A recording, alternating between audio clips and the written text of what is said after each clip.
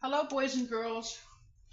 I have a whole rotisserie chicken in here that's already cooked. I purchased it cooked just like that. But I have already used whole. I already used the pre-cooked chicken to make my chicken broth, and I actually love it. So I'm just gonna add some extra items of love in there, and I'm gonna simmer it for a couple hours. Couple hours. And this is going to be my drink. I'm not one to.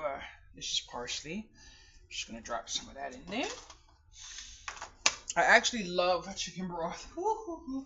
So I make it and put it in the refrigerator. But I have noticed that I'm gonna put a little bit of paprika in there.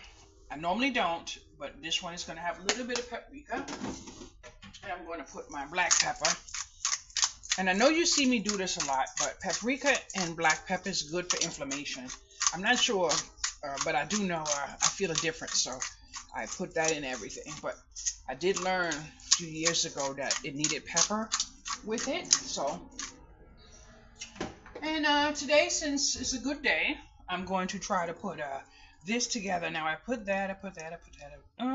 I will put some vinegar, but maybe a couple hours from now, I'll put a little bit of vinegar. So this is my chicken broth, and the pot is already hot.